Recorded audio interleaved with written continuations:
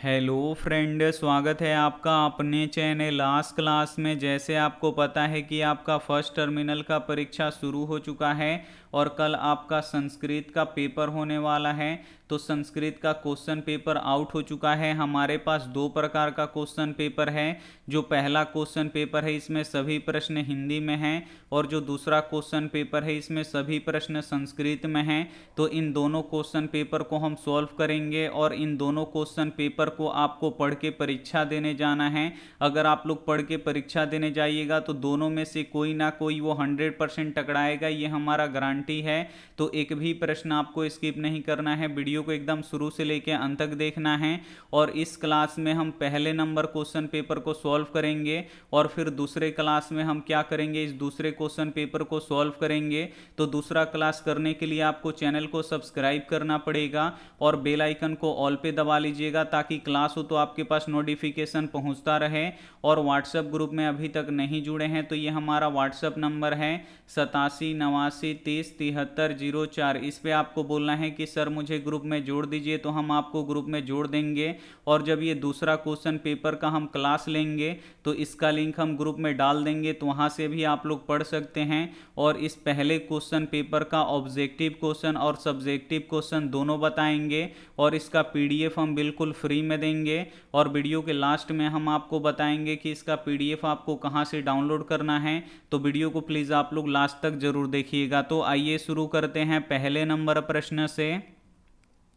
तो पहला नंबर प्रश्न है कि मंगलम शीर्षक नामक पाठ कहाँ से लिया गया है। यहाँ पे आपको बताना है कि मंगलम शीर्षक नामक पाठ कहाँ से लिया गया है। तो उपनिषद से लिया गया है। यहाँ पे घ वाला ऑप्शन बिल्कुल ही सही हो जाएगा। आइए देखते हैं अगला प्रश्न, दो नंबर प्रश्न है कि सत्यमेव जयते नामक मंत्र किस उपनिषद से लिया गया है। यहाँ पे आपको बताना है कि सत्यमेव जयते नामक मंत्र किस उपनिषद से लिया गया है। तो मुंडकोपनिषद से लिया गया है, इसे आपको याद रखना है। यहाँ पे ग वाला ऑप्शन बिल्कुल ही सही हो जाएगा। आइए देखते हैं अगला प्रश्न, तीन नंबर प्रश्न है कि निम्न स्वरों में से हार्श स्वर या मूल स्वर नहीं है। इसमें से आपको बताना है कि कौन मूल स्वर नहीं है। तो लरी नहीं है, तो यहाँ पे ग वाला ऑप्शन बिल्कुल ही सही हो जाएगा। आइए देखते हैं अगला प्रश्न, चार नंबर प्रश्न है कि मंगलम शीर्षक पाठ के रचनाकार कौन है। यहाँ पे आपको बताना है कि मंगलम पाठ के रचनाकार कौन हैं। तो महर्षि वेद व्यास हैं, तो यहाँ पे घ वाला ऑप्शन बिल्कुल ही सही हो जाएगा। आइए देखते हैं अगला प्रश्न, पाँच नंबर प्रश्न है कि अलिखित शब्द का मूल धातु है। यहाँ पे आपको बताना है कि अलिखित शब्द का मूल धातु इसमें से कौन सा है। तो लिख है, तो यहाँ पे क वाला ऑप्शन बिल्कुल ही सही हो जाएगा। आइए देखते हैं अगला प्रश्न, छः नंबर प्रश्न है कि मंगलम शीर्षक पाठ में कितने मंत्र संकलित हैं। यहाँ पे आपको बताना है कि मंगलम शीर्षक पाठ में कितने मंत्र संकलित हैं। तो 5 मंत्र संकलित हैं, तो यहाँ पे घ वाला ऑप्शन बिल्कुल ही सही हो जाएगा। आइए देखते हैं अगला प्रश्न, सात नंबर प्रश्न है कि स्वर संधि के कितने भेद होते हैं। यहाँ पे आपको बताना है कि स्वर संधि के कितने भेद होते हैं। तो 5 भेद होते हैं, तो यहाँ पे ख वाला ऑप्शन बिल्कुल ही सही हो जाएगा। आइए देखते हैं अगला प्रश्न, 8 नंबर प्रश्न है कि छोटा से भी छोटा क्या है। यहाँ पे आपको बताना है कि छोटा से भी छोटा यानी सूक्ष्म से भी सूक्ष्म क्या है। तो आत्मा है, तो यहाँ पे ग वाला ऑप्शन बिल्कुल ही सही हो जाएगा। एक भी प्रश्न आप लोग इसकी मत कीजिएगा, वीडियो को प्लीज़ आप लोग शुरू से लेके अंत तक देखिएगा। और वीडियो को अभी तक आप लाइक नहीं किए तो प्लीज़ आप लोग वीडियो को लाइक भी कर दीजिएगा। आइए देखते हैं अगला प्रश्न, 9 नंबर प्रश्न है कि किसकी जीत होती है। यहाँ पे आपको बताना है कि किसकी जीत होती है। तो सत्य की जीत होती है। यहाँ पे क वाला ऑप्शन बिल्कुल ही सही हो जाएगा। और किसकी जीत नहीं होती है, तो असत्य की जीत नहीं होती है। तो इसे भी साथ में आपको याद रखना है। आइए देखते हैं अगला प्रश्न, 10 नंबर प्रश्न है कि बहती हुई नदियाँ नाम और रूप को छोड़कर कहाँ मिल जाती हैं। तो समुद्र में मिल जाती हैं। तो यहाँ पे घ वाला ऑप्शन बिल्कुल ही सही हो जाएगा। आइए देखते हैं अगला प्रश्न है 11 नंबर प्रश्न है कि पवन शब्द में कौन सी संधि हुई है। यहाँ पे आपको बताना है कि पवन शब्द में कौन सी संधि हुई है, तो अयादी संधि हुई है, इसे आपको याद रखना है। यहाँ पे ग वाला ऑप्शन बिल्कुल ही सही हो जाएगा। आइए देखते हैं अगला प्रश्न 12 नंबर प्रश्न है कि विद्यार्थी का संधि विच्छेद क्या होगा। यहाँ पे आपको बताना है कि विद्यार्थी का संधि विच्छेद क्या होगा, तो विद्या जोड़ आर्थी होगा, तो यहाँ पे क्या हो जाएगा, क वाला ऑप्शन बिल्कुल ही सही हो जाएगा। आइए देखते हैं अगला प्रश्न 13 नंबर प्रश्न है कि सोने जैसे चमकीले पात्र से किसका मुंह ढका है। यहाँ पे आपको बताना है कि सोने जैसे चमकीले पात्र से किसका मुंह ढका है, तो सत्य का मुंह ढका है, तो यहाँ पे क वाला ऑप्शन बिल्कुल ही सही हो जाएगा। आइए देखते हैं अगला प्रश्न 14 नंबर प्रश्न है कि अ जोड़ ई के मेल से कौन सा वर्ण बनेगा। यहाँ पे आपको बताना है कि अ जोड़ ई के मेल से कौन सा वर्ण बनेगा, तो ए बनेगा, तो यहाँ पे क वाला ऑप्शन बिल्कुल ही सही हो जाएगा। आइए देखते हैं अगला प्रश्न 15 नंबर प्रश्न है कि पटना नगर की नगर पालिका देवी कौन है। यहाँ पे आपको बताना है कि पटना नगर की नगर पालिका देवी कौन है, तो पटन देवी हैं, तो यहाँ पे घ वाला ऑप्शन बिल्कुल ही सही हो जाएगा। आइए देखते हैं अगला प्रश्न 16 नंबर प्रश्न है कि पटना शब्द का संबंध किस शब्द से है, तो पटन शब्द से है, तो यहाँ पे ग वाला ऑप्शन बिल्कुल ही सही हो जाएगा। आइए देखते हैं अगला प्रश्न 17 नंबर प्रश्न है कि बालकेशु शब्द में कौन सी विभक्ति है। यहाँ पे आपको बताना है कि बालकेशु शब्द में कौन सी विभक्ति है, तो सप्तमी विभक्ति है, तो यहाँ पे घ वाला ऑप्शन बिल्कुल ही सही हो जाएगा। आइए देखते हैं अगला प्रश्न 18 नंबर प्रश्न है कि यूनान का राजदूत कौन था। यहाँ पे आपको बताना है कि यूनान का राजदूत कौन था, तो मेगास्थनीज था, तो यहाँ पे क वाला ऑप्शन बिल्कुल ही सही हो जाएगा। आइए देखते हैं अगला प्रश्न 19 नंबर प्रश्न है कि राम शब्द के द्वितीय एक वचन का रूप कौन सा है, तो रामम है, तो यहाँ पे क्या हो जाएगा, ख वाला ऑप्शन बिल्कुल ही सही हो जाएगा। आइए देखते हैं अगला प्रश्न 20 नंबर प्रश्न है कि मेगास्थनीज कहाँ का रहने वाला था। यहाँ पे आपको बताना है कि मेगास्थनीज कहाँ का रहने वाला है, तो यूनान का रहने वाला है, तो यहाँ पे घ वाला ऑप्शन बिल्कुल ही सही हो जाएगा। आइए देखते हैं अगला प्रश्न 21 नंबर प्रश्न है कि फहियान कहाँ का यात्री था। यहाँ पे आपको बताना है कि फहियान कहाँ का यात्री था, तो चीन का यात्री था, तो यहाँ पे क वाला ऑप्शन बिल्कुल ही सही हो जाएगा। आइए देखते हैं अगला प्रश्न 22 नंबर प्रश्न है कि गम धातु के लट लकार मध्यम पुरुष एक वचन का रूप है,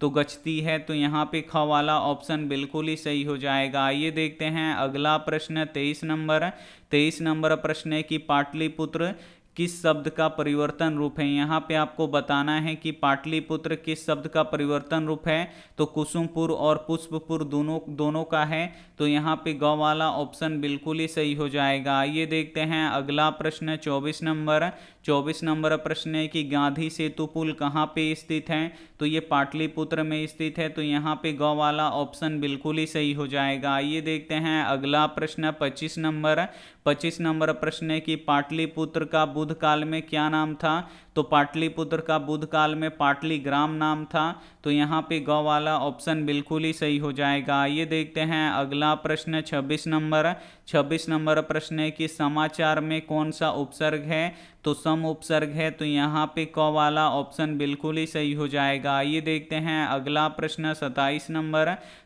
नंबर प्रश्न है कि कुट्टी नीतम काव्य के रचनाकार कौन है, तो कुट्टी नीतम काव्य के रचनाकार दामोदर गुप्त हैं, तो यहाँ पे घ वाला ऑप्शन बिल्कुल ही सही हो जाएगा। आइए देखते हैं अगला प्रश्न 28 नंबर प्रश्न है कि पटना का इतिहास कितना वर्ष पुराना है, तो 25 वर्ष पुराना है, इसे आपको याद रखना है। यहाँ पे घ वाला ऑप्शन बिल्कुल ही सही हो जाएगा। आइए देखते हैं अगला प्रश्न 29 नंबर प्रश्न है कि किस काल में पटना का नाम प्रसिद्ध हुआ, तो किस काल में पटना का नाम प्रसिद्ध हुआ, तो मध्य काल में प्रसिद्ध हुआ, तो यहाँ पे घ वाला ऑप्शन बिल्कुल ही सही हो जाएगा। आइए देखते हैं अगला प्रश्न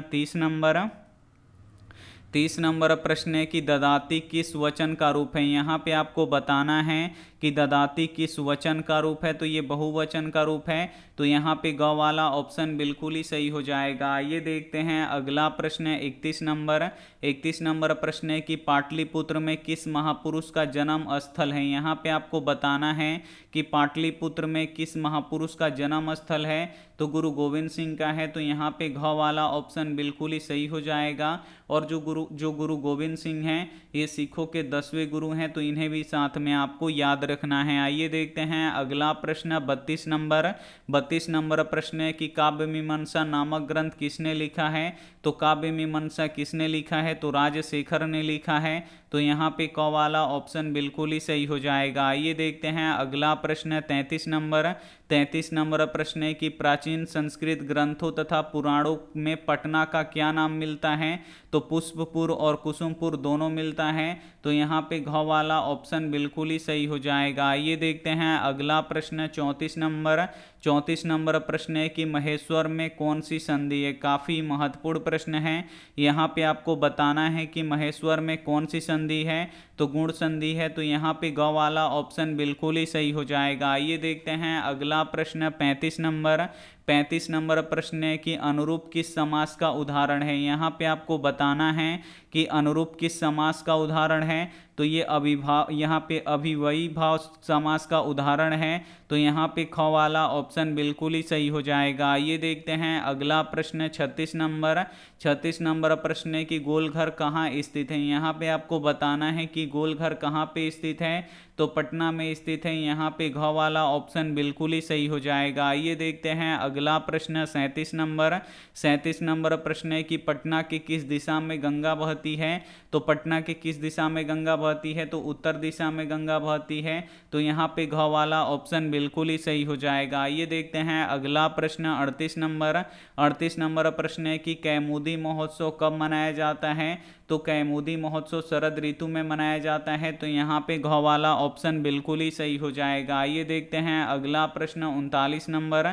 39 नंबर प्रश्न है कि सिखों के 10वें गुरु कौन थे। तो गुरु गोविंद सिंह थे। तो यहाँ पे घ वाला ऑप्शन बिल्कुल ही सही हो जाएगा। और सिखों के प्रथम गुरु कौन है, तो गुरु नानक देव हैं। तो इसे भी साथ में आपको याद रखना है। आइए देखते हैं अगला प्रश्न 40 नंबर। 40 नंबर प्रश्न है कि शांति का मूल धातु कौन सा है। तो सत्य है। तो यहाँ पे ग वाला ऑप्शन बिल्कुल ही सही हो जाएगा। आइए देखते हैं अगला प्रश्न 41 नंबर। 41 नंबर प्रश्न है कि सरस्वती का कुलगिरी कौन सा महानगर था। यहाँ पे आपको बताना है कि सरस्वती का कुलगिरी कौन सा महानगर था, तो पटना था। तो यहाँ पे घ वाला ऑप्शन बिल्कुल ही सही हो जाएगा। आइए देखते हैं अगला प्रश्न। यहाँ पे देखिए 42 नंबर प्रश्न है कि जो ये श्लोक है ये कहाँ से लिया गया है। तो जो ये श्लोक है ये कहाँ से लिया गया है, तो ईशावास्योपनिषद से लिया गया है। तो यहाँ पे क वाला ऑप्शन बिल्कुल ही सही हो जाएगा। आइए देखते हैं अगला प्रश्न 43 नंबर। 43 नंबर प्रश्न है कि गत्वा में कौन सा प्रत्यय है। यहाँ पे आपको बताना है कि गत्वा में कौन सा प्रत्यय है, तो प्रत्यय है। तो यहाँ पे ग वाला ऑप्शन बिल्कुल ही सही हो जाएगा। आइए देखते हैं अगला प्रश्न 44 नंबर। 44 नंबर प्रश्न है कि यज्ञवल्क्य अपनी पत्नी मैत्रेयी को किसका शिक्षा दिए थे। तो आत्म तत्व का शिक्षा दिए थे। तो यहाँ पे घ वाला ऑप्शन बिल्कुल ही सही हो जाएगा। आइए देखते हैं अगला प्रश्न 45 नंबर। 45 नंबर प्रश्न है कि जनक के सभा में शास्त्रार्थ कुशल महिला कौन थी। तो गर्गी थी। तो यहाँ पे घ वाला ऑप्शन बिल्कुल ही सही हो जाएगा। आइए देखते हैं अगला प्रश्न 46 नंबर। 46 नंबर प्रश्न है कि प्रथम कल्प किसे माना जाता है। तो गर्गी को माना जाता है। तो यहाँ पे क वाला ऑप्शन बिल्कुल ही सही हो जाएगा। आइए देखते हैं अगला प्रश्न 47 नंबर। 47 नंबर प्रश्न है कि पांडवों में कौन सा प्रत्यय है। यहाँ पे आपको बताना है कि पांडवों में कौन सा प्रत्यय है, तो अण प्रत्यय है। तो यहाँ पे घ वाला ऑप्शन बिल्कुल ही सही हो जाएगा। आइए देखते हैं अगला प्रश्न 48 नंबर। 48 नंबर प्रश्न है कि द्विगु समास का उदाहरण है। तो सप्ताह है, इसे आपको याद रखना है। यहाँ पे क वाला ऑप्शन बिल्कुल ही सही हो जाएगा। आइए देखते हैं अगला प्रश्न 49 नंबर। 49 नंबर प्रश्न है कि विजय भट्टारिका किसे माना जाता है। यहाँ पे आपको बताना है कि विजय भट्टारिका किसे माना जाता है। तो यहाँ पे घ घ वाला ऑप्शन बिल्कुल ही सही हो जाएगा, इनमें से कोई नहीं।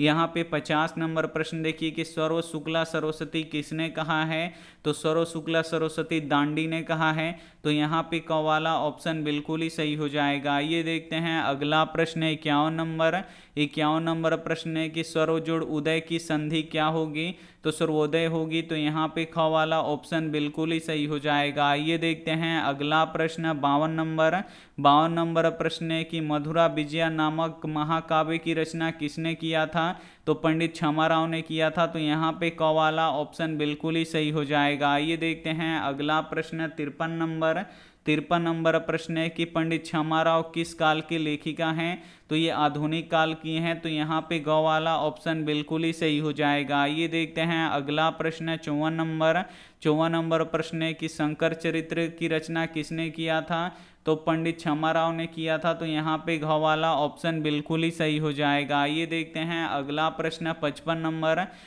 नंबर प्रश्न है कि पंडित छमाराव ने गांधी दर्शन से प्रभावित होकर कौन सा ग्रंथ लिखा, तो गीत गोविंद लिखा, तो यहाँ पे क वाला ऑप्शन बिल्कुल ही सही हो जाएगा। ये देखते हैं अगला प्रश्न 56 नंबर प्रश्न है कि चंद्रशेखर में कौन सा समास है, तो चंद्रशेखर में कौन सा समास है, तो बहुव्रीहि समास है, तो यहाँ पे क वाला ऑप्शन बिल्कुल ही सही हो जाएगा। आइए देखते हैं अगला प्रश्न 57 नंबर की भारत महिमा शीर्षक पाठ में श्लोक कहाँ से लिया गया है, तो विष्णु पुराण और भगवत पुराण से लिया गया है, तो यहाँ पे घ वाला ऑप्शन बिल्कुल ही सही हो जाएगा। ये देखते हैं अगला प्रश्न 58 नंबर प्रश्न है कि देवता तथा ऋषि किसके बारे में गाते हैं, तो भारत भूमि के बारे में गाते हैं, तो यहाँ पे ग वाला ऑप्शन बिल्कुल ही सही हो जाएगा। ये देखते हैं अगला प्रश्न 59 नंबर प्रश्न है कि आलसशाला में आग क्यों लगाई गई, तो आलसियों की परीक्षा लेने के लिए लगाई गई, तो यहाँ पे क वाला ऑप्शन बिल्कुल ही सही हो जाएगा। ये देखते हैं अंतिम प्रश्न 60 नंबर प्रश्न है कि आलस कथा पाठ कहाँ से लिया गया है, तो जो आलस कथा पाठ है ये पुरुष परीक्षा से लिया गया है, तो यहाँ पे क वाला ऑप्शन बिल्कुल ही सही हो जाएगा। यहाँ पे सभी ऑब्जेक्टिव प्रश्न हम आपको बता चुके हैं। अब यहाँ पे देखिए ये आपको गद्यांश देगा और गद्यांश आपको पढ़ना है और इसका आपको आंसर देना है। और यहाँ पे देखिए एक आपको पत्र लिखना है, विकास शुल्क माफ हेतु प्रधानाचार्य के पास आवेदन पर एक संस्कृत में आपको एक पत्र लिखना है। यहाँ पे देखिए दोनों में से किसी एक पे आपको एक पत्र लिख देना है। उसके बाद यहाँ पे देखिए किसी पे आपको एक अनुच्छेद लिखना है, विद्यालय पे, कोरोना वायरस पे या धेनु पे, तीनों में से किसी एक पे आपको क्या करना है कि यहाँ पे 7 वाक्यों में आपको इसको लिख देना है।